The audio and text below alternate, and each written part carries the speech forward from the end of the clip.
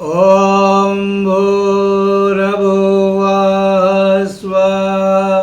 तत्सवितुर्वरेण्यं भर्गो देवस्य धीमहि धियो यो नः प्रचोदयात्। ॐ गुरुर्ब्रह्मा गुरुर्विष्णुः गुरुर्देवो महेश्वरः गुरुर्साक्षात् परब्रह्म तस्मै श्री गुरवे नमः। पिछली बार हम बात कर रहे थे कि जब घर में पूजा हो तब हम सामान लेने जाते हैं तो सामान बहुत सस्ता ही लेते हैं। हमें कहने की ज़रूरत नहीं पड़ती। आप दुकानदार को कहते हैं पूजा का सामान चाहिए, पूजा की सुपारी चाहिए, पूजा के लिए हल्दी चाहिए, तब बहुत ही कम दाम वाला, कम गुणवत्ता वाला सामान देगा, क्योंकि वो पूजा के लिए चाहिए। अब मज़े की बात यह है कि हम पूजा भगवान की कर रहे हैं, ज़्यादा करके हम पूजा में कोई कार्य की सिद्धि के लिए या तो विनंती करते हैं या कोई कार्य सिद्ध हुआ इसलिए हम लोग पूजा करते हैं। यानी लेना अच्छा है, लेकिन कहते हैं कि भगवान सबसे श्रेष्ठ है, देवता सबसे श्रेष्ठ है, और उसी देवता को, उसी भगवान को पूजा में हम सस्ता माल देते हैं। अच्छा, ये पूजा सफल हो सकती है क्या?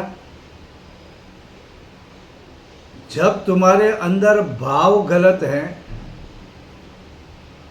जब तुम्हारे अंदर भगवान के प्रति श्रद्धा नहीं है, अपने लिए अगर बादाम मंगाओगे तो अच्छे बादाम चाहिए, सुपारी खाने योग्य हो, लेकिन भगवान को अर्पण करना है तो चावल भी सस्ते, सुपारी भी छोटी छोटी जो हम खा नहीं सकते, हल्दी भी केमिकल वाली, तिलक भी केमिकल वाला, सस्ता चाहिए।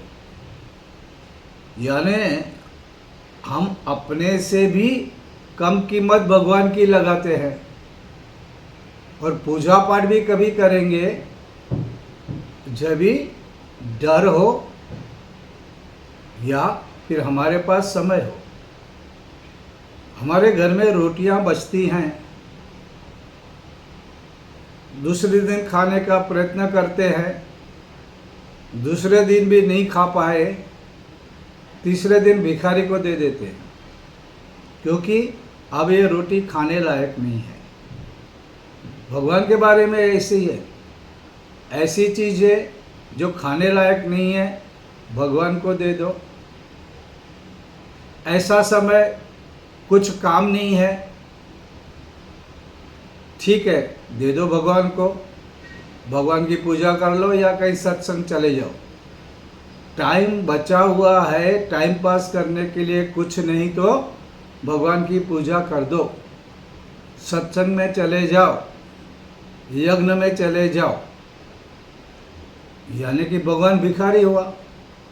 बचा हुआ समय, जो समय काम का नहीं, वो भगवान को दे दो।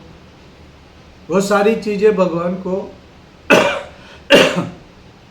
अर्पण करो पूजा में, जो काम की नहीं।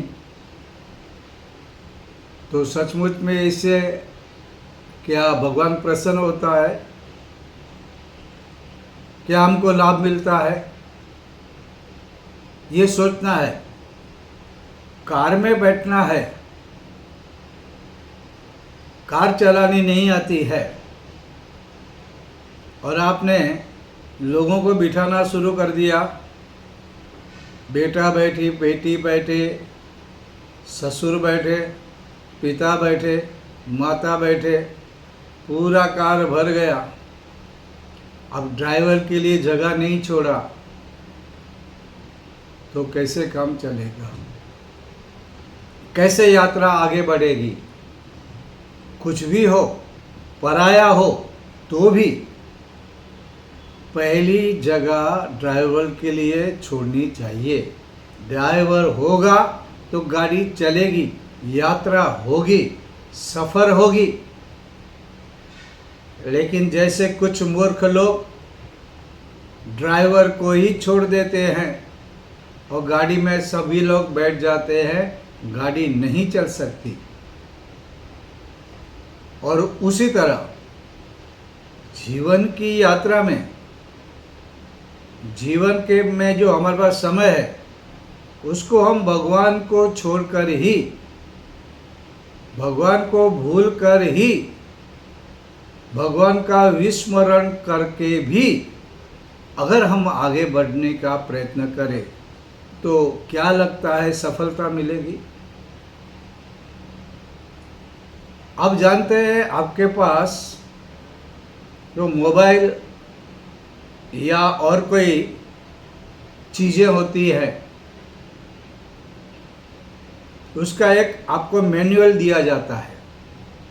ये मैनुअल के हिसाब से आपको अपना साधन यूज़ करना है। अगर आप इसमें उल्टा सुल्टा कुछ करेंगे तो आपका साधन कितना भी ज़्यादा महंगा हो, ब्रांडेड हो, अच्छी कंपनी का हो, लेकिन वो काम नहीं करेगा, क्योंकि आप उसको गलत तरीके से यूज़ कर रहे हैं। उसका सही तरीका मालूम होना चाहिए और इसलिए उन लोग मैनुअल देते हैं कि आपको इस तरह से इसका उपयोग करना है। अगर आप ऐसा नहीं करेंगे तो आपका साधन नहीं चलेगा। उसी तरह इतना ज़्यादा महंगा, कीमती, मूल्यवान हमको शरीर मिला है। उस शरीर का और शरीर के साथ मन बुद्धि मिला है, उसका हम सही उपयोग नहीं करेंगे तो कैसा चलेगा? आपको उसका उपयोग करना है। इसलिए ये जो मैनुअल है, जैसे कि हमारे यहाँ ऐसे बहुत सारे मैनुअल हमारे ऋषियों ने दिया है। भगवद गीता 18 अध्याय,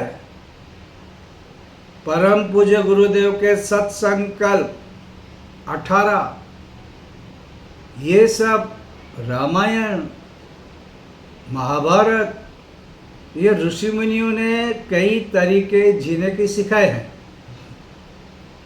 लेकिन हम उन तरीकों का उपयोग नहीं करते हैं। अगर मैनुअल के हिसाब से कोई साधन नहीं चलाओगे तो वह साधन काम नहीं करेगा। उसी तरह से अगर हम हमारे ऋषियों ने दिया हुआ मैनुअल से हमारा शरीर, मन, बुद्धि नहीं चलाएंगे तो हमारा शरीर, मन और हमारी बुद्धि काम नहीं करेगी तो जीवन सफल नहीं होगा। जीवन कष्टमय, दुखमय होगा। इसलिए हमको जीवन चलाना है। मन बुद्धि जिनके हैं उनके पास ही हमको रखना है। प्रभु ने दिया है तो प्रभु के लिए हमारे मन बुद्धि वैसे शुद्ध और स्वच्छ रख के देना है। उसको बिगाड़ दोगे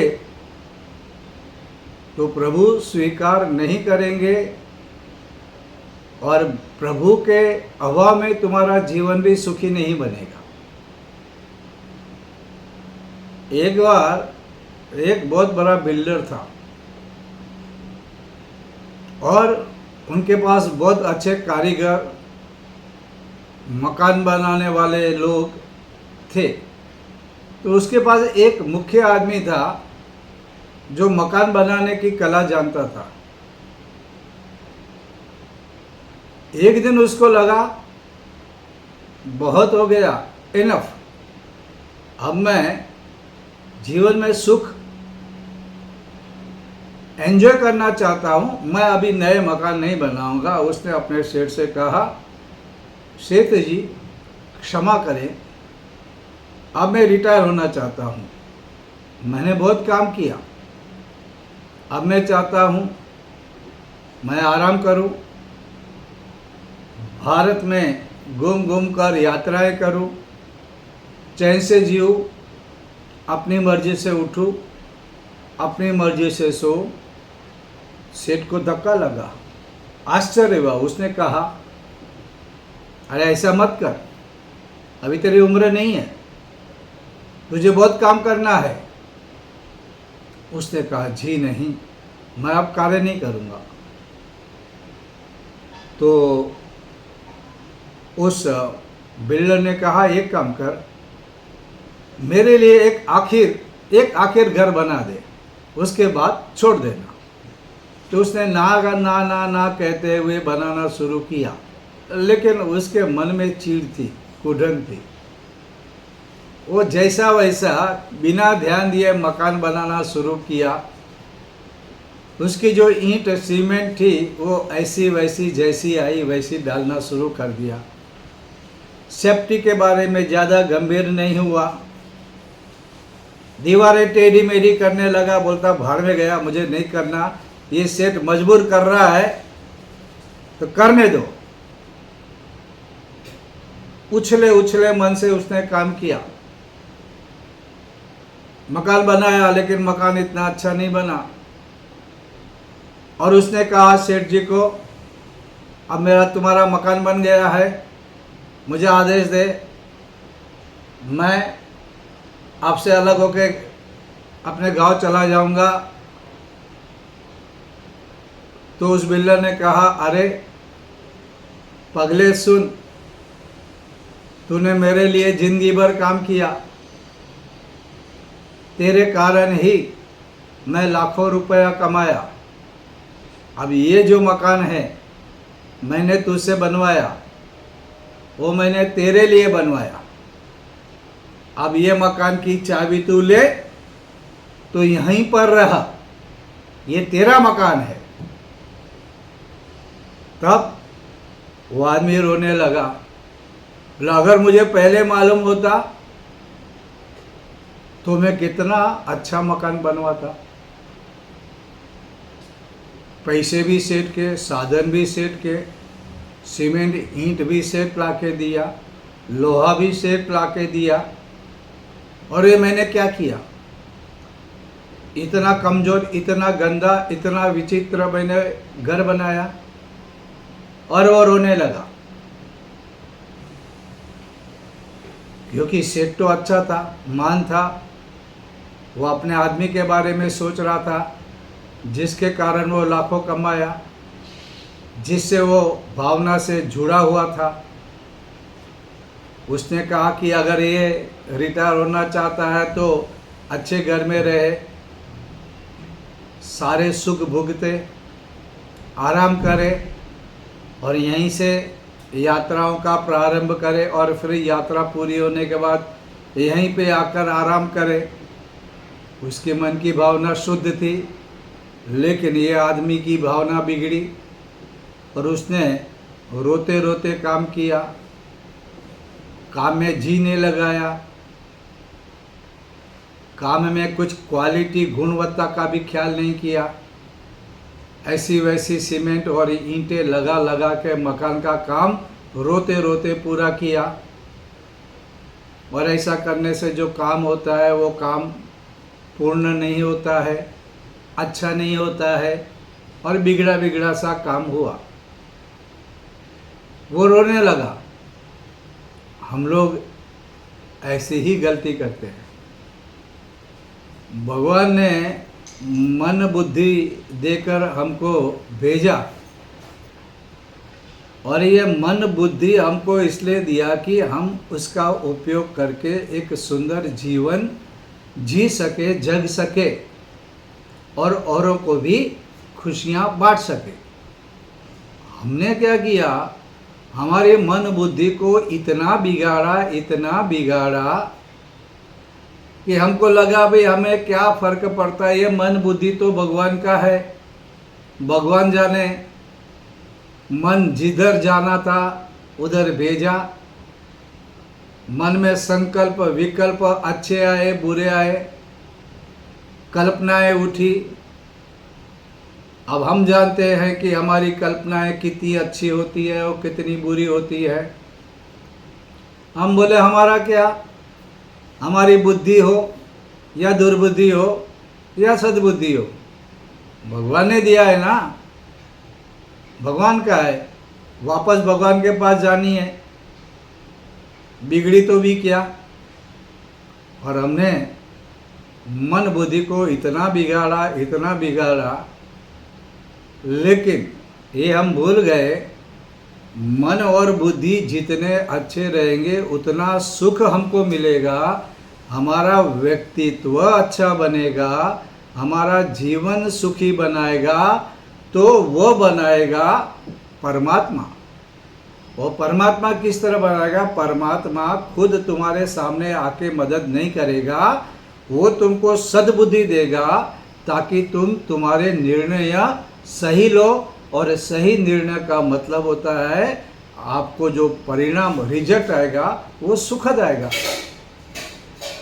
उल्टा सोचा दुर्बुद्धि से देवता तुमको क्या करते हैं, सजा देते हैं। देवता तुम्हें सजा देंगे तो लाठी लेकर नहीं आते। देवता सूक्ष्म है, तो वो क्या करते हैं, तुम्हारी बुद्धि को दुर्बुद्धि में कन्वर्ट करते हैं। और दुर्बुद्धि है तो हम गलत काम ही करेंगे, और गलत काम का परिणाम दुख ही आएगा। हम पाप करेंगे, पाप का रिजल्ट दुख ही आएगा। हम अहंकारी बन जाएंगे, अहंकार का रिजल्ट दुख ही आएगा।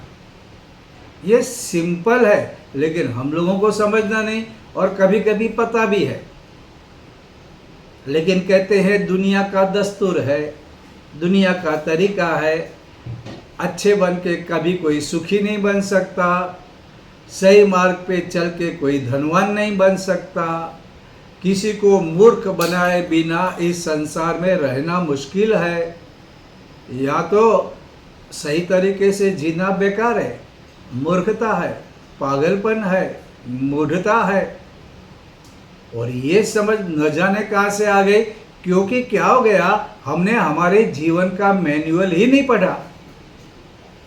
मोबाइल लेने के बाद उसका मैनुअल, जो सियाना आदमी है मैनुअल पढ़ेगा, कौन सी ऐप कब ऐड करनी, कहाँ लगानी, इससे क्या कार्य होगा, ये सब जानकारी प्राप्त करने के बाद में ही उस साधन का उपयोग सयाना आदमी कर सकता है। लेकिन जो कोई इसका मैनुअल ही नहीं पढ़ेगा और साधन ले लेगा, तो वो साधन लेके क्या करेगा, उसका कोई लाभ नहीं ले सकता। और लाभ अगर कोई सामने गुस्सा करवाता तो मोबाइल मार के आप उससे जीत नहीं सकते, क्योंकि अगर हम मोबाइल किसको मारेंगे तो आपका नुकसान कितना बड़ा होता है सोचो। उसी तरह जीवन में हमको जो हमारा शरीर मिला, हमारी बुद्धि मिली, हमारा मन मिला, अगर हम उसका सदुपयोग नहीं करेंगे, सही तरीके से उपयोग नहीं करेंगे, तो वो क्या हो जाएगा, वह आपको नुकसान करेगा। इसलिए हम लोगों को ये बिल्कुल सही तरीके से समझना चाहिए कि हम हमारी मन बुद्धि का किस तरह उपयोग करें। आपने एक कहानी सुनी होगी कि सिकंदर जब छोटा था तो अपने गुरु के पास बैठा था। तो गुरु के पास बैठे बैठे गुरु आराम कर रहे थे, और आपको पता है कि आराम करना है तो कुदरत के आंचल में बैठ के अगर आप बैठते हैं तो आराम मिलता है। तो वो एक पेड़ पौधों के नीचे बड़ा वृक्ष था, झरना बह रहा था, हल्की सी धूप थी, तो ये दोनों बैठे थे गुरु शिष्य।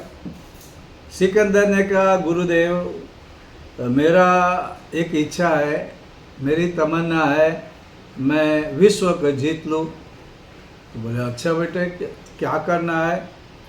गुरुदेव मैं पहले यूरोप को जीतना चाहता हूँ और यूरोप के बाद मैं सोचता हूँ ईरान को जीत लूँ, और ईरान को जीतने के बाद मेरा इरादा है भारत को जीत लूँ और मैं विश्व विजेता बन जाऊँ। अरे बहुत अच्छे बेटा, तो विश्व विजेता बनना चाहता है, विश्व विजेता बन गया, बाद में क्या करेगा?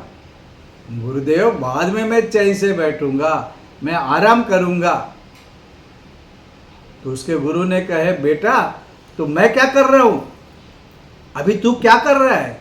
हम अभी तो आराम कर रहे हैं। तो आराम करने के लिए इतनी सारी मेहनत, इतना सारा भटकाव, इतने सारे लोगों को मार देना, ये सब करने के बाद आराम करना है, तो अभी भी तो हम आराम कर रहे हैं। अब इससे सिकंदर कितना समझा और सिकंदर की कहानियाँ, उनका इतिहास पढ़कर हम कितना सीखे, ये तो भगवान जाने। लेकिन जीवन में तौर तरीके हैं, उस तौर तरीके से हमें जीना है।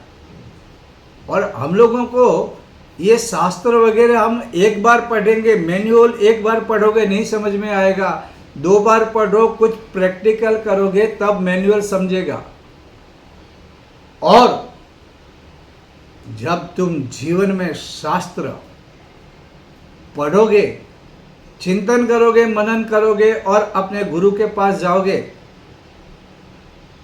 तब पता चलेगा कि आपको अपना जीवन किस तरह जीना है। अगर जीवन जीना आ गया ना, बहुत ही मस्त है। सुख और दुख को किस तरह से संभालना, ये सारी बातें हमको ख्याल में आ जाएगी, क्योंकि सुख और दुख आने वाले हैं। लेकिन उनको किस तरह से बैलेंस करना, ये बहुत बड़ी बात है। और यह बड़ी बात हम लोगों को स्वाध्याय सत्संग करने से पता चलता है। अब बोलेंगे हम स्वाध्याय नहीं करेंगे, सत्संग नहीं करेंगे, परम पूज्य गुरुदेव का साहित्य नहीं पढ़ेंगे, अर्थात जीने का मैनुअल नहीं पढ़ेंगे, नहीं समझेंगे, ऐसा जीते जाएंगे। गायत्री सद्बुद्धि की देवी है ये हम बोलेंगे, लेकिन गायत्री को हम शांति से उसका जप नहीं करेंगे। हम तो जैसा जी रहे हैं ठीक है, कुछ गड़बड़ नहीं है, ऐसा मान के चलेंगे तो थोड़ी चलेगा। ऐसा मान के हम लोगों को नहीं चलना है, बिल्कुल सही तरीके से समझ के। क्योंकि क्या होता है, कुदरत ने नियम बना के रखे हैं, उस नियम से चलेंगे बहुत अच्छा होगा। उस नियम से उन्नति करेंगे, नीतिमत्ता से व्यवहार करेंगे, जबान का सदुपयोग करेंगे। जो जो गुरुदेव या हमारे ऋषियों ने या उपनिषद वेद में कहा गया है उसको समझकर, क्योंकि कभी कभी वे बातें समझ में आसानी से नहीं आती, या तो हम लोग इसका उल्टा मतलब ले लेते हैं। विपरीत ज्ञान जो होता है वो भयंकर होता है। ज्ञानी सुखी, अज्ञानी भी कभी कभी चलता है, लेकिन विपरीत ज्ञानी, उल्टा सोचने वाला आदमी, ये बहुत खतरनाक होता है। और वैसा आदमी हम लोगों को बिल्कुल चलता नहीं है। इसलिए हमारा जो मैनुअल है, जो गुरुदेव, ऋषियों, देवताओं, गीता ने दिया है, उस मैनुअल का उपयोग करके जीवन सुखी बनाए। आज के लिए बस इतना।